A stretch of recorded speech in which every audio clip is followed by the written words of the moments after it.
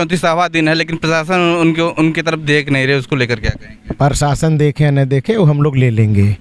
बहुत बड़ा चैलेंज कर रहे हैं। वो कच्चा बनियाइन को एक स्वामी जी कह रहे हैं कि क्या कहते हैं, थप्पड़ मार के भगा देंगे। किसको? जो लोग वहाँ बैठे हैं। स्वामी जी से जो लोग क्या कहते हैं उस मंदिर को क्या कहते हैं कब्जा करना चाहते हैं। देखिए, वो सब चिंदी चोर हैं, वो सिर्फ चुटकी काटना जानते हैं। वो जानते हैं कि बहुजन समाज से आमने सामने की लड़ाई नहीं लड़ पाएंगे। हम लोग इस नहीं चाहते कि भाईचारा ख़त्म हो, लेकिन अगर हम लोग को चैलेंज करेंगे तो हम लोग इतिहास भूगोल बदलने वाली कौमें हैं, डरने वाली कौमें हम लोग नहीं हैं। जितने नागपुरिया नारंगी जितने हैं, ये पूरे देश में अपहरण करते हैं। इनके पास तो कुछ है नहीं, ये मध्य एशिया सब आए हुए हैं, तो ये अपहरण करते हैं। तो यहाँ अपहरण करे हुए हमारी पूरी विचारधारा को अपहरण करते हैं, उसको देवी देवता जुड़े। अब वहाँ पे 5 पांडव बता रहे हैं, दुनिया जानती है। आप लोग क्रिश्चियनों का चर्च कब्जा करोगे, मुस्लिमों की मस्जिद कब्जा करोगे, मजार कब्जा करोगे, मंदिर कब्जा करोगे, बौद्धों का भी सब कुछ कब्जा कर लोगे। 84,000 स्तूपों को भी तुमने खा गए हैं पूरा। दोस्तों, मैं रवि कुमार, आप देख रहे हैं द बहुजननामा। दोस्तों, आइए हम बात करेंगे। आज एक कार्यक्रम का आयोजन हुआ। आजाद समाज पार्टी के कार्यकर्ताओं ने कहते हैं मानव मसीहा कांशीराम साहब की जन्म जयंती एवं आजाद समाज पार्टी के स्थापना दिवस मनाने का कार्य किया। आइए हम बात करेंगे, हमारे साथ प्रदेश संगठन मंत्री अनिल गौतम जी, उनसे बात करेंगे। सर, स्वागत है आपका द बहुजननामा में। धन्यवाद आपका बहुत। क्या कहेंगे सर, जिस प्रकार से आज आप क्या कहते हैं मानव मसीहा कांशीराम साहब की जयंती और क्या कहते हैं अपनी पार्टी के स्थापना दिवस मना रहे हैं? ये तो हमारी खुशनसीबी है कि हमें मौका मिला कि हमें माननीय मसीहा कांशीराम साहब की जयंती 91 में मनाई जा रही है आजाद समाज पार्टी कांशीराम के बैनर तले। जिस प्रकार से कहते मानव मसीहा कांशीराम साहब 1585 की बात करते थे और 85 समाज जो है क्या कहते हैं दिन प्रतिदिन टुकड़े में बढ़ता हुआ जा रहा है, उसे जोड़ने के लिए आप लोग के पास क्या प्लान है, उस पर आप लोग क्या काम कर रहे हैं? देखिए, इससे पहले भी समाज में तमाम तरह के संगठन बनाए, लोगों ने बनाया। जो सच्चा संगठन होता है अपने आप उभर जाता है। असली और नकली की पहचान बहुजन समाज कर लेता है। क्योंकि जब मानव मसीहा कांशीराम साहब ने आंदोलन की शुरुआत की, जब बसपा को बनाए, तो उस पे पहले भी बहुत सैकड़ों संगठन थे। दलितों के दलित पैंथर थी 18 टुकड़ा में, आरपीआई थी 20 टुकड़ा में, तो तमाम संगठन बहुत से बने हुए थे। लेकिन मानव साहब ने बनाए, उस बीच में वो आए कि नहीं आए तो सही। आज इसी बीच में भाई संघर्ष ही उभरता है, तो समाज अपने आप जज कर लेगा, और जो संघर्ष कर रहा है वो आगे आ जाएगा। तो भाई चंद्रशेखर आज़ाद इस समय एडवोकेट जी पूरे देश में प्रदेश में बहुजन समाज की आवाज़ बने हैं और संघर्ष कर रहे हैं, तो आगे ही हैं। लोग आप पर एक बहुत बड़ा आरोप लगाते हैं कि क्या कहते हैं आपके नेता आदरणीय चंद्रशेखर आज़ाद जी क्या कहते हैं बहन जी की बहुत क्या कहते हैं रिस्पेक्ट करते हैं और आप मंचों पर से बहन जी की बुराई करते हैं, उसको लेकर क्या कहेंगे? व्यक्तिगत रिस्पेक्ट तो बहन जी का है, उसको हम इनकार नहीं करते, लेकिन जब काम की बात करते हैं, काम का आकलन होता है, उसकी हम बात कर रहे हैं। व्यक्तिगत तो उनका सम्मान है ही है, उन्होंने व्यक्तिगत किया, प्रशासनिक जो क्षमता उनके पास है, उस तरह से सभी पार्टियों को सीखना चाहिए। जिसको भी भविष्य में मौका मिले उनसे सीख लेनी चाहिए। देखिए, उनके जैसा कद्दावर चेहरा इस मामले में, प्रशासन के मामले में चलाने किसी के पास क्षमता नहीं है। ये तो देश में सभी लोगों को उनसे सीख लेनी चाहिए। लेकिन दूसरी सीख लेनी चाहिए, मूवमेंट जैसा मानव साहब को चलाए थे और ये जो चला रही हैं, इनके जैसा मूवमेंट न चलाने की सीख मिल लेनी चाहिए। मूवमेंट तो मानव साहब से सीख लेनी चाहिए चलाने की, कि कैसे चलाना है। तो आज बहन जी अगर मूवमेंट चलाती ही तो हमें क्या दिक्कत थी यहाँ पे आने की? मैं तो उनका 5 पैसे का रीढ़ी नहीं हूँ, लेकिन हम तो, हमारे पिता भी, फादर भी, हमारा परिवार भी, बहुजन समाज भी, हम लोग भी व्यक्तिगत भी दिए, समय पूरा दिए। अब क्या है, अब अगर मूवमेंट नहीं चलाएंगे तो क्या हम उनके बधुआ मजदूर हैं? उनके बधुआ मजदूर हैं क्या? हमारे फादर क्लास 1 अधिकारी थे, उनके फादर, हमारे फादर के विभाग में क्लास 4 एम्प्लॉई थे। हैं, मानव कांशीराम साहब ने हमारे फादर से कहा कि भाई देखो, इसको चुनाव लड़ा रहे हैं, आप इसको चुनाव लड़ा लिया करके कनारा लोकसभा से।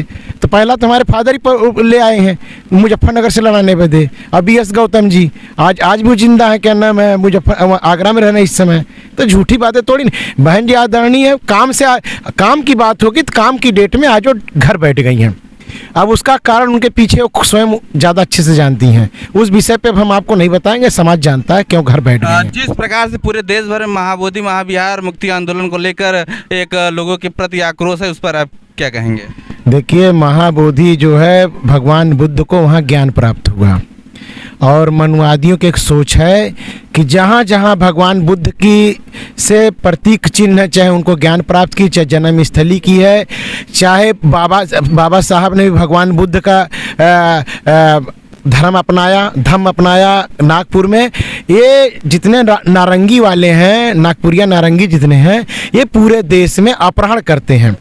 इनके पास तो कुछ है नहीं, ये मध्य एशिया सब आए हुए हैं, तो ये अपहरण करते हैं। तो यहाँ अपहरण करे हुए हमारी पूरी विचारधारा को अपहरण करते हैं, उसको देवी देवताओं जुड़े। अब वहाँ पे 5 पांडव बता रहे हैं, दुनिया जानती है ये कहीं पे भी मुस्लिमों को भी डिस्टर्ब कर। आप लोग क्रिश्चियनों का चर्च कब्जा करोगे, मुस्लिमों की मस्जिद कब्जा करोगे, मजार कब्जा करोगे, मंदिर कब्जा करोगे, बौद्धों का भी सब कुछ कब्जा कर लोगे। 84,000 स्तूपों को भी तुमने खा गए हैं पूरा एक लाइन से। कह रहे हैं कि क्या कहते हैं विष्णु के अवतार, विष्णु का अवतार अब उनसे हम बात करें ज़्यादा तो उनका शंकराचार्य हमसे बात करें समझ में आए। विष्णु को जितना अवतार लिए, 9 अवतार 8 अवतार जितना हुआ है, सब चाकू छुरी भल्लम और ये क्या कहते हैं तलवार उलवार भाला ओला असलहा लेके पैदा हुए हैं। भगवान बुद्ध बौद्धिक हुआ है, कुदरत की देन है, और वे किताब की देन है। जितने भी उनके अवतार हुए सब किताब की देन है। अब भगवान बुद्ध कुदरत की देन है, वो स्वयं साक्षात कुदरत हैं। तो ये उनके कहने से थोड़ी न होता है। अगर भगवान बुद्ध आए होते तो अगर 9 अवतार में अगर विष्णु आए चाकू छुरी बल्लम और लेकर के सब आए, तीर धनुष दुनिया भर का जिस समय का औजार बना था लेके आए, हथियार बना था। अगर आज उनका अवतार हो जाएगा तो आज हमें सकता पैटर्न टैंक लेके आ जाएंगे, रॉकेट लॉन्चर लेके आ जाएंगे। भाई उनका तो यही रूप है ना। लेकिन बुद्ध का दूसरा अवतार उन्होंने अपने जिंदे जी बोला था कि एक बार हम दुनिया में फिर आएंगे, मैत्रेय के रूप में आएंगे। किसके नाम पे आएंगे? मैत्रेय के रूप में आएंगे। एक बार वो आएंगे, उन्होंने कहा है। अब वो कब आते हैं तो वो अपने इच्छा से है, तो साक्षात कुदरत थे। जिस प्रकार से लोग आज क्या कहते हैं लगभग वहाँ पे हजारों लोग बैठे हुए हैं, आज 34वां दिन है, लेकिन प्रशासन उनकी तरफ देख नहीं रहे, उसको लेकर क्या कहेंगे? प्रशासन देखे या न देखे वो हम लोग ले लेंगे। बहुत बड़ा चैलेंज कर रहे हैं। वो कच्चा बनियाइन को एक स्वामी जी कह रहे हैं कि क्या कहते हैं थप्पड़ मार के भगा देंगे। किसको?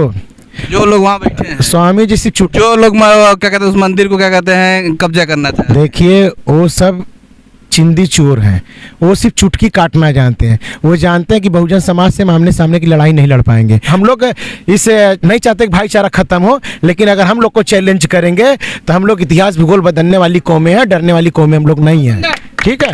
हमारे दर्शकों को क्या कहना चाहेंगे? हमारे दर्शकों को क्या कहना चाहेंगे? देखिए ये हजारों साल से इन्होंने हजारों साल पहले जातियों में तोड़ा। पहले तो वर्ग में तोड़ा, वर्ण व्यवस्था में।